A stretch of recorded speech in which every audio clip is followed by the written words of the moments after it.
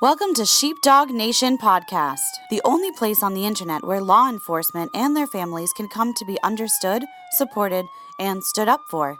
Here's your host, the always entertaining, down-to-earth, yet in-your-face truth speaker and Leo herself, Autumn Schmidt.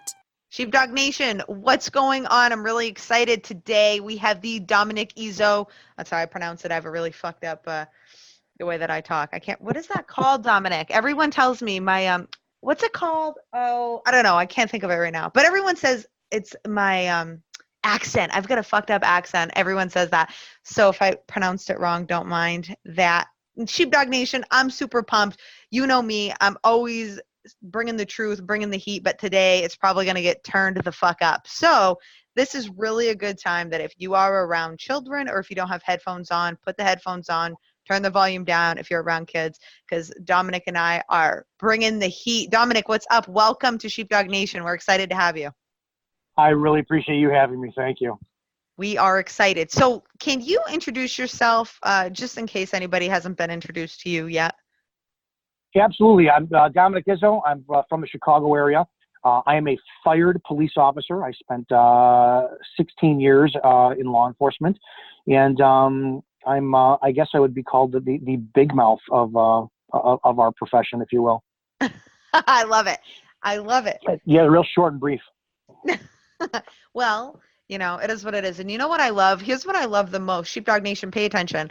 Here's what I love the most about Dominick is that number one, he's Dominick through and through, man. I mean, you have so much cop about you. Clearly, you've been a cop for a while because, you know, you just don't give a shit. And I love that. I really love that. And he says it like it is. And in your introduction, I'm a fired cop.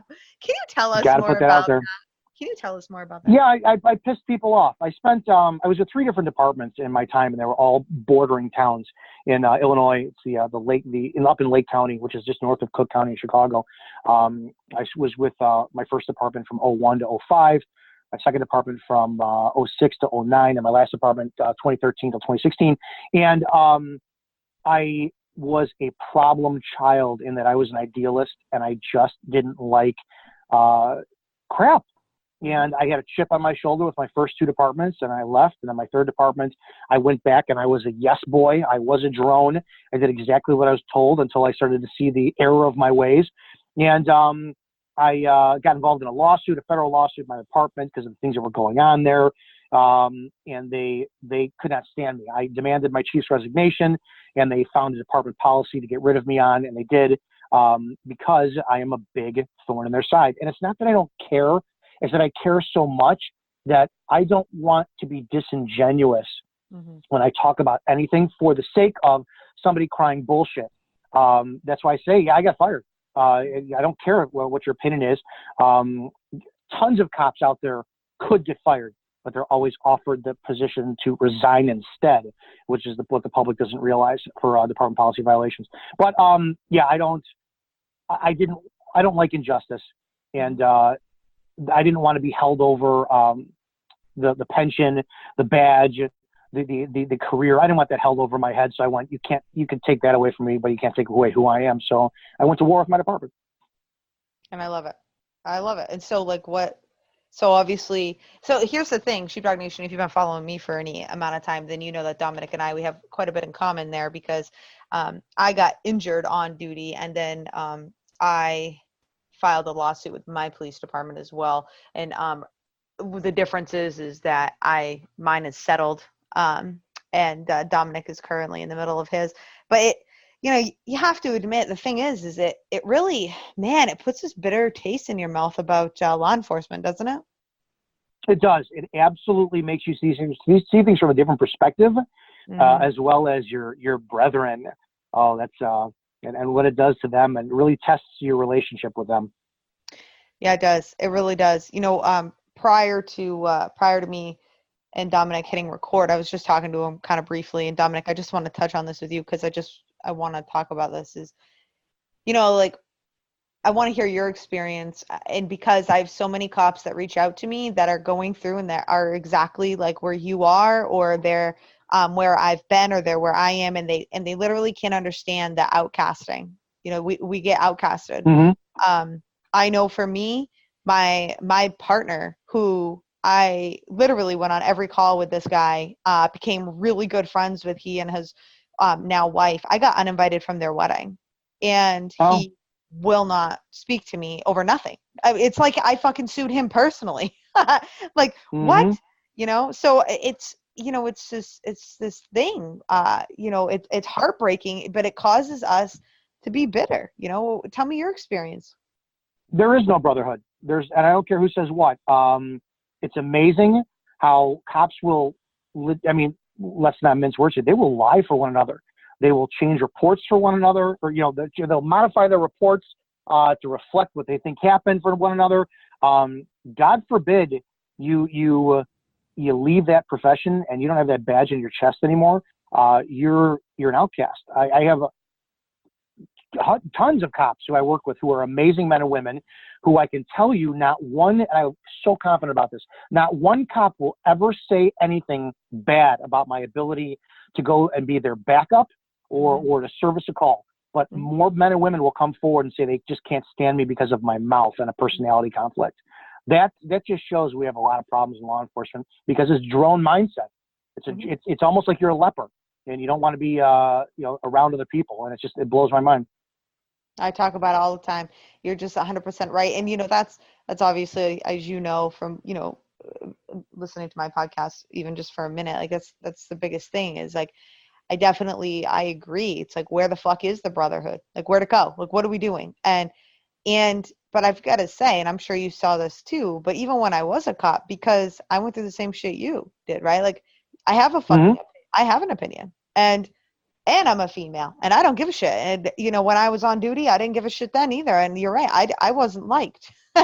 So it's kind of this thing. Yeah, okay, so you're not with that. You're not on duty anymore. Whatever. I'm not full time anymore. But like, even when I was, like, you know what I mean? It's like, well, where's the thick blue line? Like, even when I was, like, there's some people that were friggin' out to fuck me over. Clearly, my own supervisors. I mean, my own partners.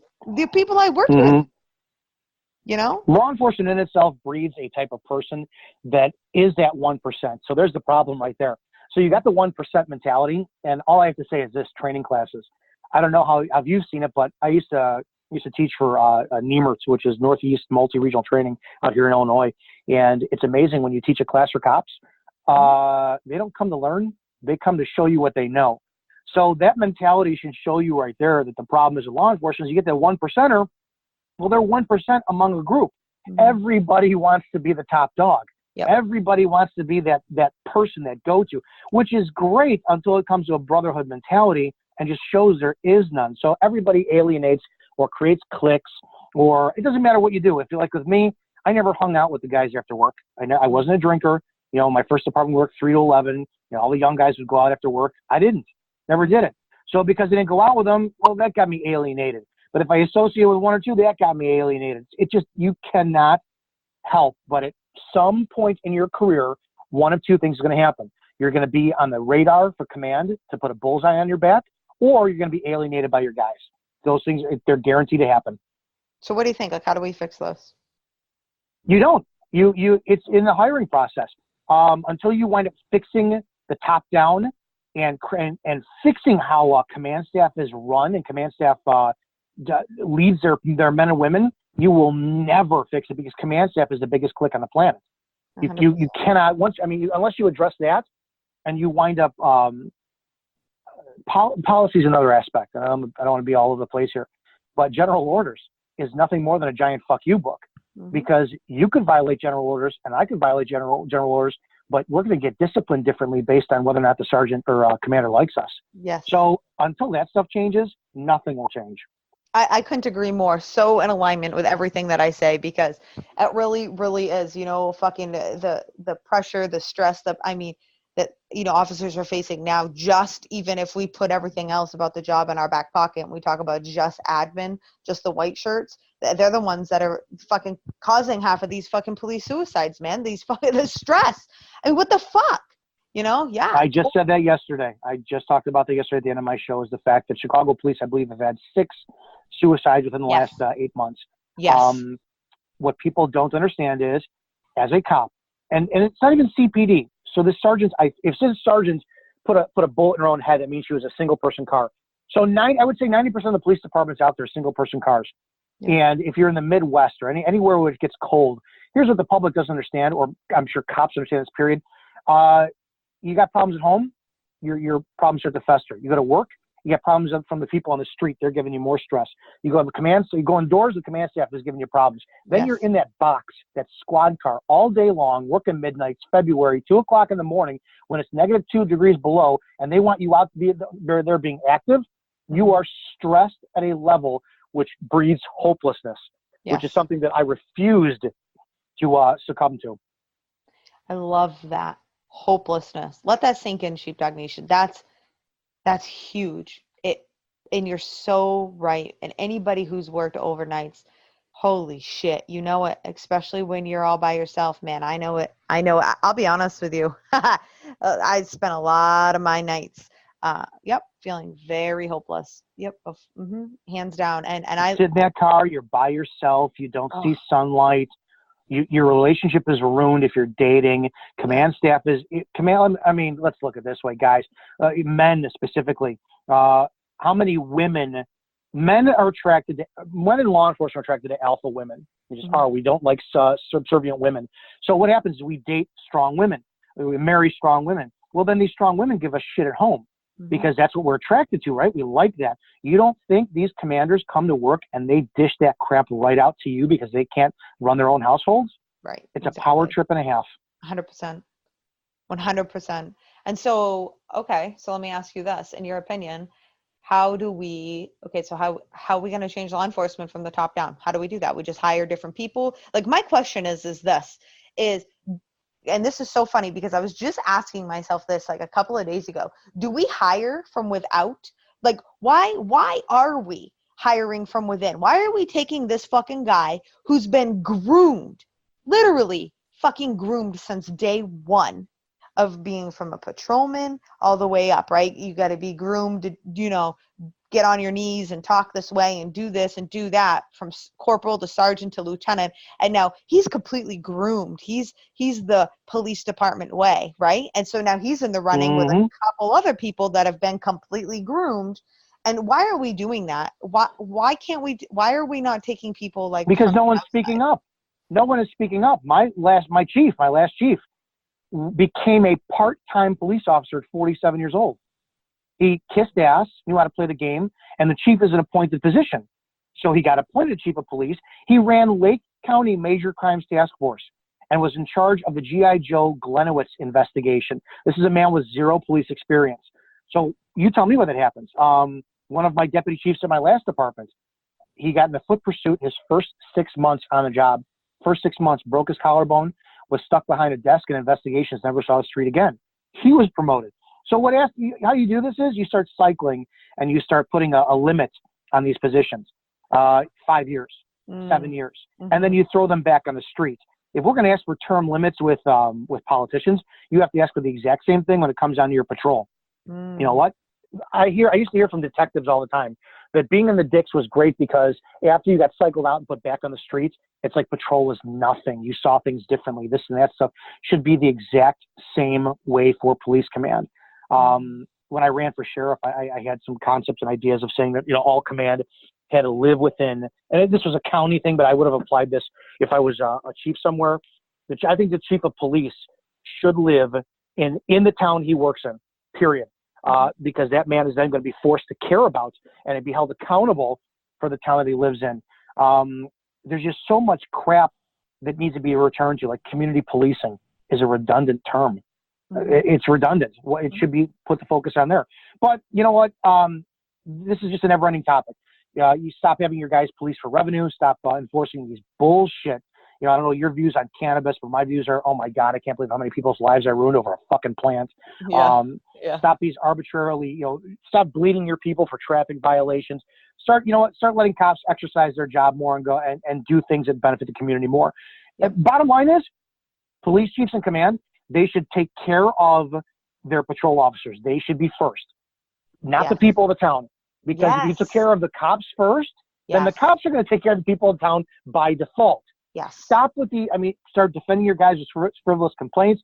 Start getting on your sergeants and your lieutenants to make sure that your guys are not disciplined. Discipline does nothing. How the fuck do you discipline a grown 30-something-year-old man or woman? Treat them like a piece of shit over crap. Police chiefs need to put their patrol first, and their command has a responsibility taking care of their patrol. 100%. Well, hands down. If we did things that way, you would see the whole entire law enforcement as a whole, I believe, would change tremendously. And it's such a simple, it's just a focus. It's just a switch of focus. And it's hands down. I've been saying this for years, to be honest, even when what do we operate on? We operate on fear. We operate on fear. Go out there, and if you don't reach your, what do you call it? Your points and anybody who doesn't think the quotas don't exist, you're out of your mind. If you don't reach your numbers, you're going to be put on a different shift and this and that stuff. Oh my God. Everything. Yes. Everything is based out of fear. Absolutely. Yep. No, I couldn't agree more. And the public doesn't understand. It's like I was a huge DUI cop, and my last arrest was a cop. That's how much of a jagoff I am. I don't believe that we swore an oath, and we are supposed to be held to a higher standard.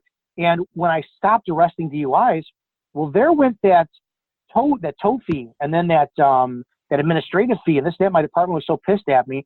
Wouldn't you know, come the next year for shift bids, I got the shift I wanted, but they took me out of my brand new 2015 Tahoe, and they put me in the piece of shit 2011 Impala. It's how it goes. It's the smallest things out there that people don't understand to fuck with cops to make their lives miserable, so that they will they'll play good boy fetch and step later. It's true. It's true. And they do. It's the smallest things. Why is that? Why does the small things mess with cops? I remember. Go ahead. No, go ahead. You said. Well, I just remember small things, like just small little things would send me right over the edge. Because that's why. That's why. Small little jabs. I didn't like the way you worded this report. Rewrite it. Yes. I'm sorry?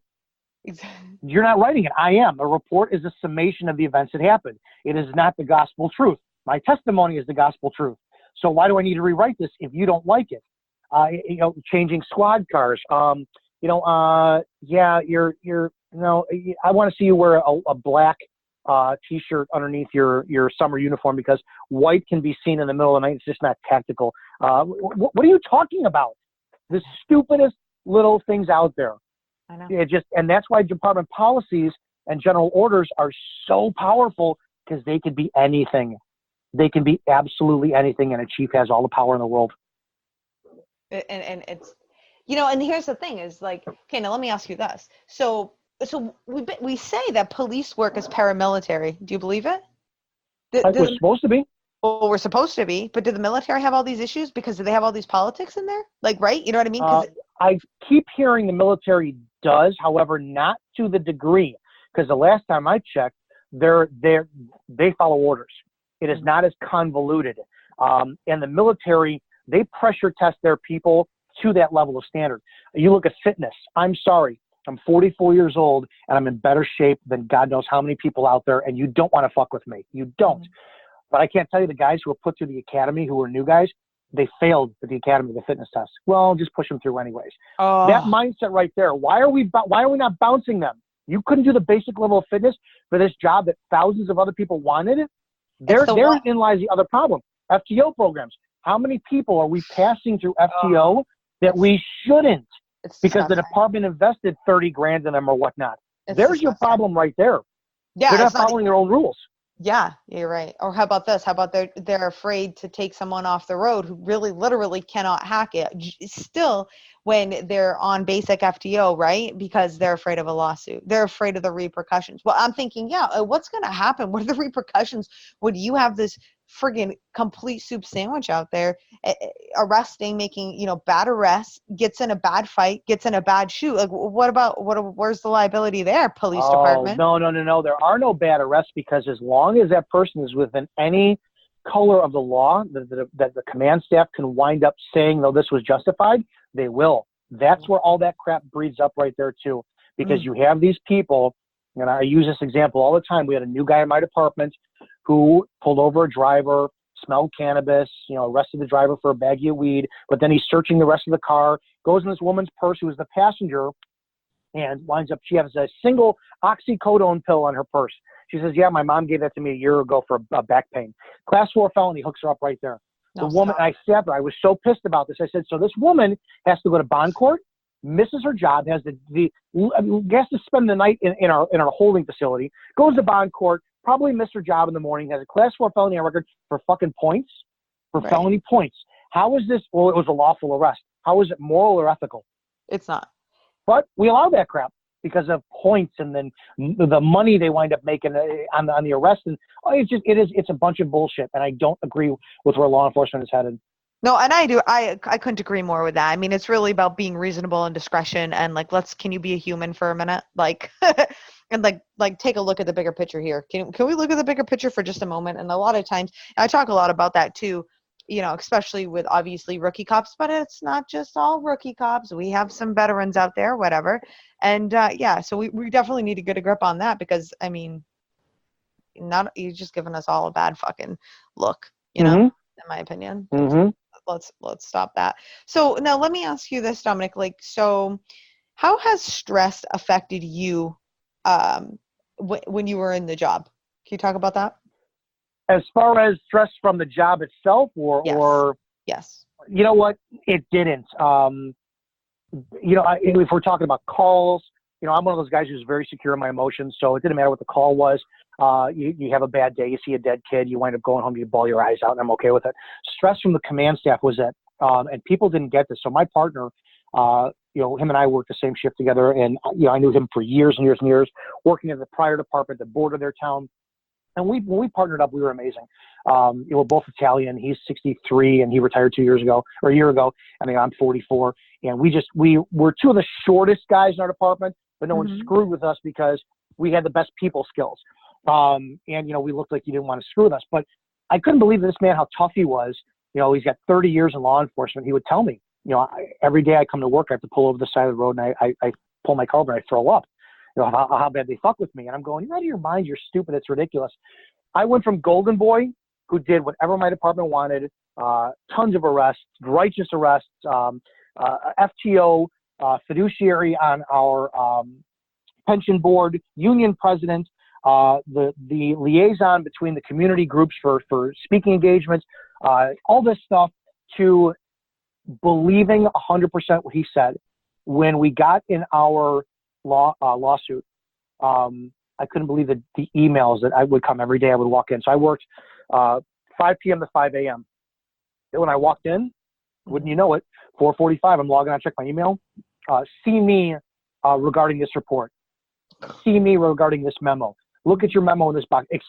I would get memos in my box. Explain to me why you did not arrest somebody for a Class C misdemeanor for doing 25 miles an hour over in a speed zone, and why did you give them a verbal warning? Petty stuff on a daily basis. I'm going to tell you, like clockwork. There's an intersection up in our town. It's Route 60 and 120. Every time I pulled up to that, I would immediately, the last 6 months of my job, every single day, my stomach would bubble, and I'd walk right into the department. First place I'd hit was the toilet, and I would have diarrhea. It completely upset my stomach to the point of getting fucked with in these small petty bullshits. Just to see me. Well, we use 10 codes up in our town, and when you'd be over the radio, you'd be half hour into your shift, 9511 1019 per 500. Yep. Now I got to go in. I got to sit in his office and listen to his bullshit now. And they knew how to psychologically fuck with you. That stress. Now I get why cops kill themselves and why cops absolutely start shit at work and why they quit. But I had been through the ringer before, so I refused to let this bother me this time. Physically, I couldn't control it. I could not physically control what that stress did to my body. Mentally, I refused to let them fuck with me. Okay, so what'd you do? Tell us about that. So how did you refuse? I shot my mouth off. So I got lucky. My first department, I had a chip on my shoulder because I wouldn't sleep with a village trustee. So she made sure that I didn't get the canine. I complained about that, bunch of big shit. And I said, screw this. I said, I quit. I'm done. My second department, I got in a fight with the mayor because his father owned the only 4 a.m. bar in Lake County. And there were dram shop law violations and drug deals going on. And they called me a liar for this. And when you call me a liar, I see red. So I got another chip on my shoulder, and I resigned from that department. This time around, when they called me back and said, hey, we got a spot open, do you want this? I went, I thought about it for a while. I'm like, no, I don't want to go back to law enforcement. So then I finally did. But this time around, I went, and I knew it. No, I let them win the first 2 times. You're not winning this last time. You're not. So I flat out, I knew that I started to grow with social media. I had the luxury of having all these people look at what I'm doing, this and that stuff. I beat them to the punch. When I knew that things were going to start hitting the fan, I started to be a little bit more public about it. And the day that I knew I was going to be suspended or fired, I actually wrote up a demand letter for my chief to resign because I was not about to let him dictate what was going on. So I listed every department violation he did, the corruption he had been involved in. I gave it to him. I demanded his resignation. And 2 hours later, I was placed on administrative leave. And then 3 weeks later, I was fired. So I kind of got ahead of that. And that was the one thing that I learned from my last department is get ahead of whatever is going to wind up attacking you. So that's how I handled it, was that I didn't roll over and I didn't stay quiet about stuff. Because when you stay quiet about things, they can say whatever they want. They win. Yep. I shot my mouth off is what I did. And so here's the thing. And here's the thing about this. It's a really friggin' good point, because that was the thing about me is there was so much shit going around, circling around me. I couldn't even believe it. You make a few points I just want to go over with you because I know this happens. I know this happens at every police department. So every police officer listening, you can, whether you want to DM me or Dominick privately and say, oh my God, I could totally relate or not. We know that you can, because here's the deal.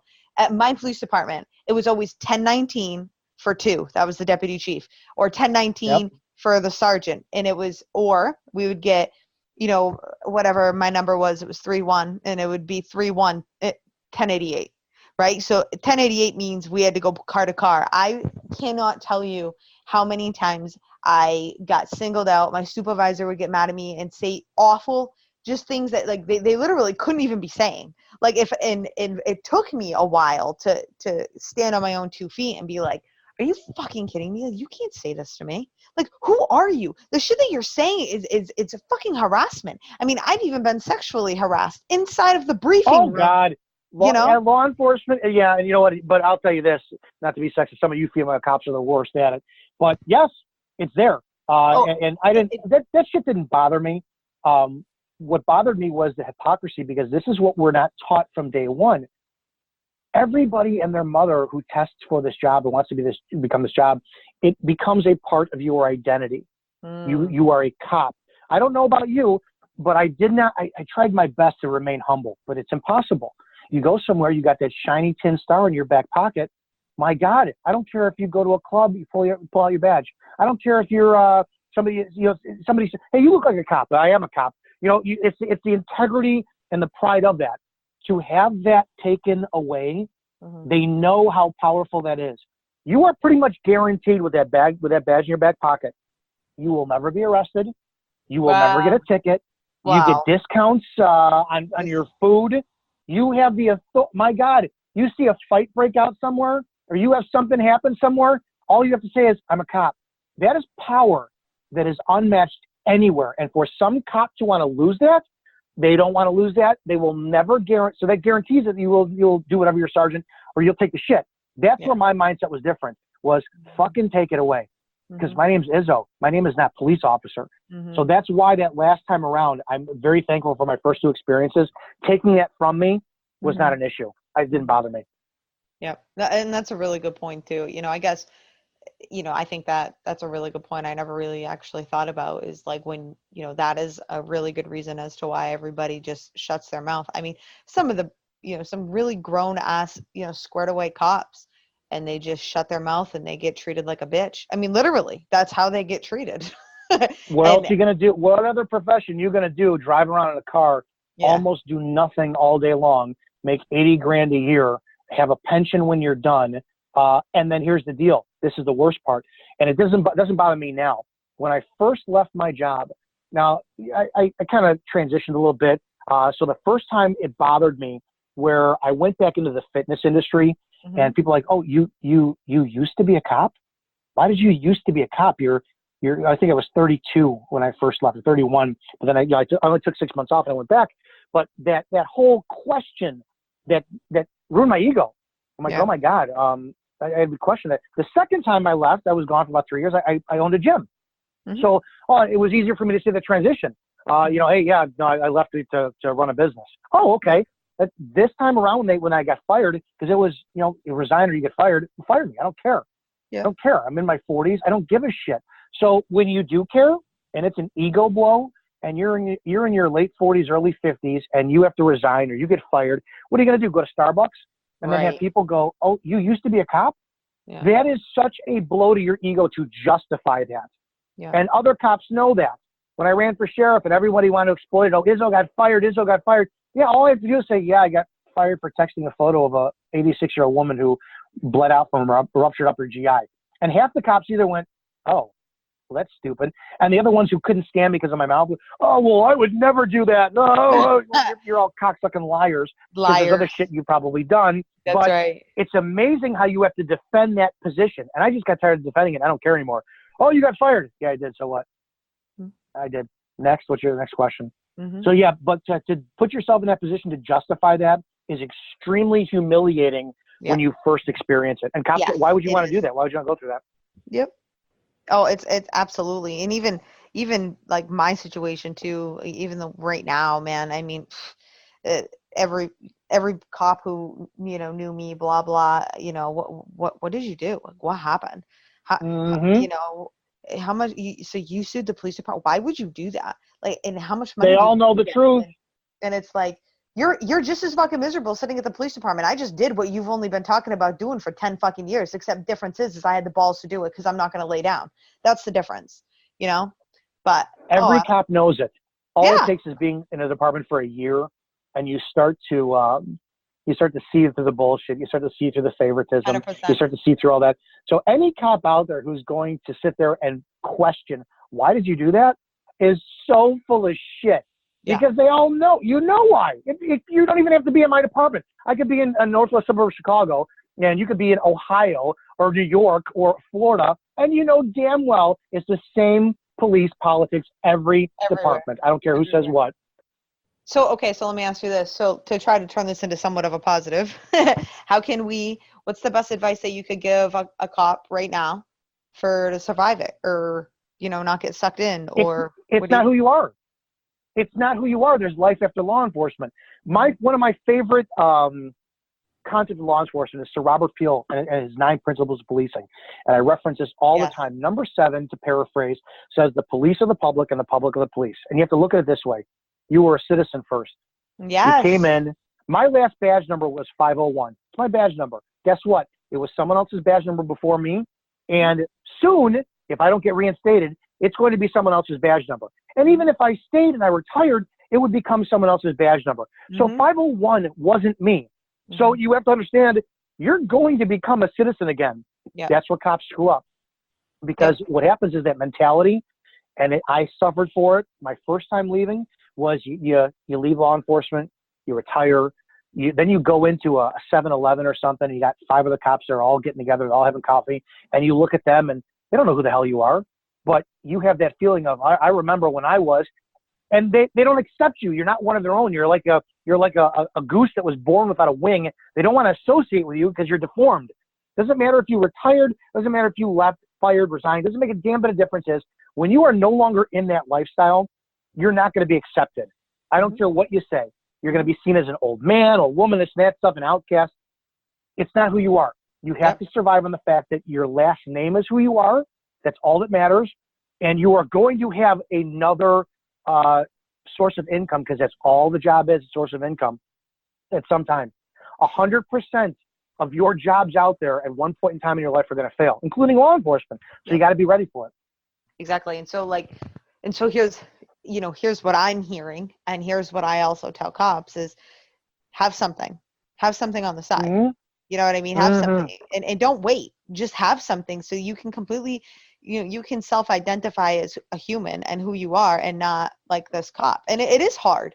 It is hard, you know what I mean? Like, you go to a party, you go to get gatherings, and Clifford, she's a cop, Autumn, she's a cop. It's like, dude, I'm a fucking human too. I don't always want to talk about the fact that I'm a cop, blah blah.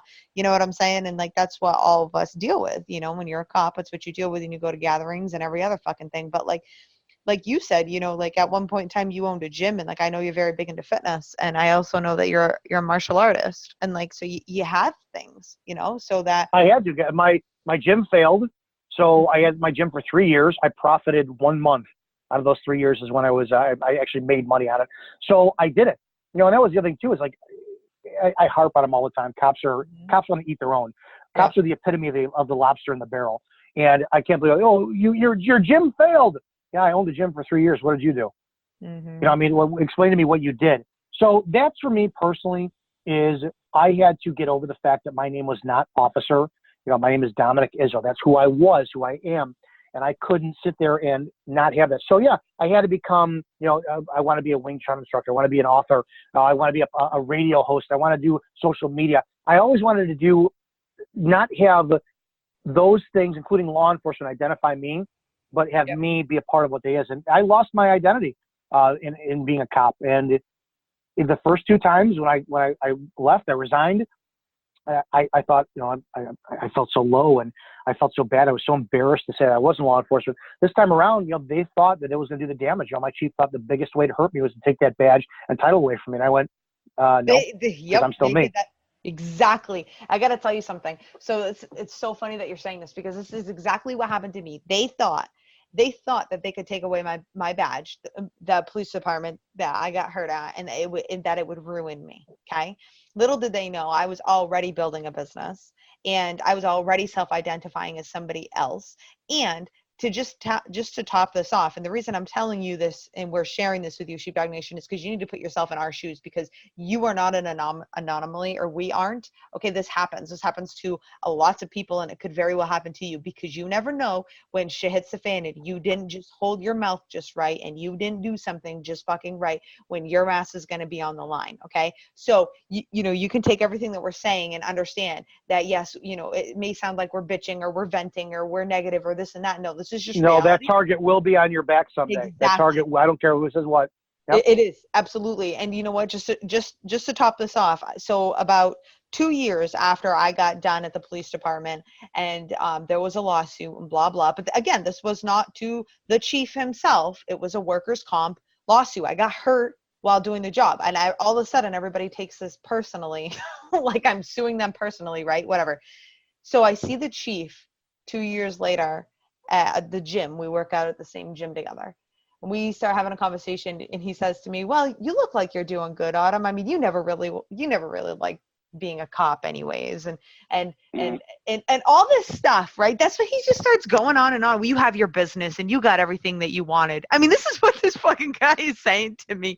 And like, all I did is, because I didn't even feed into it, I just smiled at him, and I'm thinking, yeah, chief, my private consulting business, I'm doing pretty good. I'm probably making more annually than you are in retirement, and it's fantastic. You should have seen his face. It went from, he had like the wind. Yeah, I just knocked the wind right out of his sails, because fuck you, because I didn't self-identify as this cop, and I'm not this lost fucking soul. So here's my advice to you, Sheepdog Nation. Do not be this lost soul. Pay attention to everything that I tell you in these podcasts. My message to you is go and be true to who you are, and don't lose who you are. If you stay true to who you are, just like Dominick has demonstrated over and over and over again, and I have too, don't lose sight of who you are. And then no matter what happens, they won't win. Whoever they is in whatever situation it is, like they don't get to win. You'll always come out on top, because you're staying true to who you are. Dominick stayed true to who he is, and he's built a massive following, and he has a huge impact on law enforcement, to the extent that, and I was just telling Dominick, I was just telling you this like a few minutes ago, like all I simply did was, hey guys, who do you want me to interview on Sheepdog Nation? Let me know. And I had five to 10 cops who just DM me and be like, Dominick, I want to talk to Dominick Izzo. Dominick Izzo, like, I really like him. Like, I want to hear about him. I want to hear what he has to say. Like, that's called impact. That's called influence. And that's because you, Dominick, you never lost sight of who you are. And you're very blunt about it too. You're in our face. You're in someone's face. Hey, this is who I am. You don't like it? Well, I don't give a shit. This is who I am. Okay. And that, Sheepdog Nation, you need to, as cops, don't lose that. Do not lose sight of that and keep that, especially rookie day one. Don't lose sight of who you are and have something so you don't get all fucked up, with admin and every other fucking thing. So yeah, good points. Really, really good points. So what are you up to now, Dominick? Like, if somebody wants to come hang out with you, I know you've got a show. Tell us about your show. Tell us what you're up to. I got blessed enough to be picked up by Mojo 50, and it's a radio show on iHeartRadio. They're based out of Fort Worth, Texas, but they have shows all over the place. We got Doc Thompson from the Blaze is on there, and Sam Sorbo, who's Kevin Sorbo's wife, is on there. They sat there. They liked what I did. They wanted to give me a platform to be uncensored and kind of just be me, and so I am just me on there. Pretty brutal. We're on every Monday through Friday. 7 p.m. Eastern, live on Mojo 50, iHeartRadio. Dad and I got a book coming out probably within the next 6 to 10 weeks. I got picked up by Words Matter Publishing. I'm still with Mobile Spike. Mm-hmm. Mobile Spike was a product that we have shooting out of the front of squad cars that deflate tires based on vehicle pursuits. And I got a plan B. I'm one of those geeks. I'm one of those guys who I do it the right way. But I fell in love with network marketing about 10 years ago. And that's what I've been doing. That's that MLM stuff. And that was one of the other reasons was when they said, hey, resign or we're going to fire you. I went, go ahead. Because I had a plan B. Mm-hmm. So to be 100% honest, the one reason why it was so easy for me to do this where other cops can't, I'm not married and I have no kids. So I understood the frustration from other guys out there who, how are you going to feed your kids? How are you going to, pay your mortgage? What is your wife going to think of you if you wind up getting fired, this and that stuff? It was a no-brainer for me because I also had other incomes. I had other avenues coming in, and I didn't have to worry about mouths to feed. So for me, that was an easiest decision. I know not a lot of guys are in that position. So it's not easy for other people, but that's why they have to have a plan B and a plan C. Yes. If you think law enforcement is your only source of income, you're out of your mind. You have to have 2, 3, 4 sources of income. Yep. Absolutely. Hands down. And Sheepdog Nation, seriously, like, listen to what he just said. Like, he had a plan B. I did too. And that's why it didn't kill me. But you go when you look at, and maybe you're sitting here yourself and you're in a position where you may be getting done, or, you may be getting fired or having to resign or blah, blah, whatever it could be. And, and you don't have that plan B or that plan C. And think about how you're feeling right now, or put yourself in that position if you don't have a plan B, and how you would feel and what would happen, especially if you're the only source of income for your family, that's a lot of what goes on in law enforcement. Okay. Like that's the truth. So yeah, it's definitely all about that plan B. Absolutely. And I got to tell you something, Dominick, I was a Beachbody coach for a long time when I was a cop too. MLM, man. I wasn't scared. I was not. You know what? I don't know why. I'm going to tell you, more cops need to look at that in any business, any MLM business, for a specific reason why. Is it's passive income, and cops are already in a leadership position. Yes. MLM has a bad reputation. Oh, it's a pyramid scam, all this. Look at our profession. Patrol officers, sergeants, lieutenants, deputy chiefs. Yep. Everything is a pyramid out there. So that's what did the thing for me is I got involved in a couple of them, and I was like, oh, I don't want to do this crap, but I did it. I was like, oh my God. So yeah, I know a lot of cops are in MLM. And I will flat out tell you, if you are a police officer and you have a personality and you're not afraid of rejection, guys, you have to have some kind of backup that is really pulling in a couple extra bucks for you a month just in case something happens. Yep, I couldn't agree more. That's honestly fantastic advice. And Dominick, as I wrap this up, and do you have what advice would you give first to rookies? I'd like to hear what you have to say to rookies. Don't you dare, under any circumstance, no matter what, ever lie. Never, ever lie. That's the first thing. I don't care if it costs you your job. You lose everything you are the moment you lie. The second thing is that if you do not understand that you took this job to become a better person, then you're in the wrong profession. This job is not for you to put away the bad guy. This job is not for you to wind up serving your community. This job is not for you to just do whatever. This job is to improve you as a human being, because by solving other people's problems, helping other people, serving your community, you will improve as yourself as an individual. And the more you improve as an individual, the more you serve your public. So you have to understand that synergistic effect and understand you're not going to work every day to be the white shining knight to help everybody. You're going there to improve yourself as a human being every day. Fantastic advice. And before we leave, do you have anything that you would like to just leave Sheepdog Nation with? No, I appreciate those who listen and those who want to, who wanted me on in the first place. I'm bitter. People are like, oh, you're just salty and bitter. Of course I'm fucking bitter. Yep. I worked with tons of great cops in an area, a lot of who just don't want to talk to me anymore because of my mouth, because of the attention I bring myself, because of the war I'm in with my department. And I understand that. And law enforcement, it's like I miss the brotherhood, but also, you know what? I'm kind of glad to be out of it, because I didn't want to pigeonhole myself in that avenue. So just for the sake that there's guys out there, men and women out there who still value what I have to say, understand that just like me saying that you're going to law enforcement to prove yourself as an individual, I still now want to serve cops. So I served the public before. I'm not a cop anymore. Call me fired, call me disgraced, call me a big mouth. I don't care.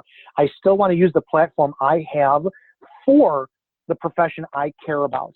So it really means a lot to me that people wanted to hear what I had to say today, for the pure, simple fact of you guys make me better.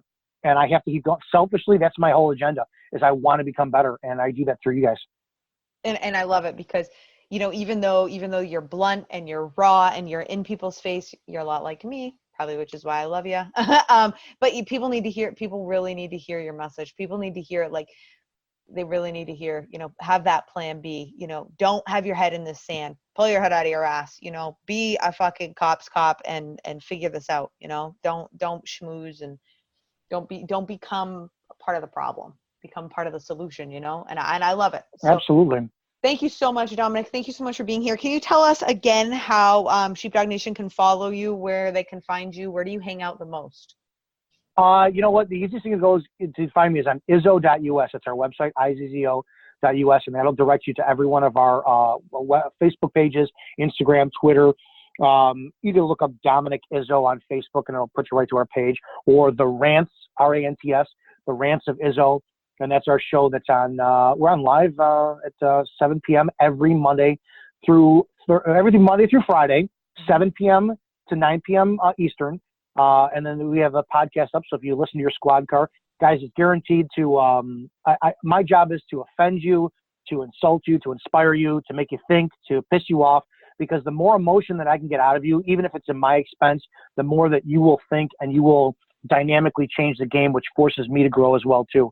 So I try to entertain at the same point in time to engage a little bit more poignant thinking. Absolutely, I love it. And Sheepdog Nation, we have his website right down in the show notes, so you can just go and hit that. You can find him if that's easiest for you. Again, Dominick, thank you so much for being here. Loved having you here. I know that Sheepdog Nation is going to get a ton out of listening to this episode. They ought to listen, Sheepdog Nation. You ought to listen to this like 2-3 times, because it was a lot of shit that got talked about, and it's not all going to sink in. So come back, hit replay, and listen to the whole thing all over again. Thank you so much, Dominick. Thanks for having me. I appreciate it. And that was another episode of Sheepdog Nation. If you enjoyed this podcast, please go to iTunes and let us know by giving us a rating. If you have questions that you want answered by Autumn in the podcast, submit it by going to the link in the show notes. As always, stay safe and watch your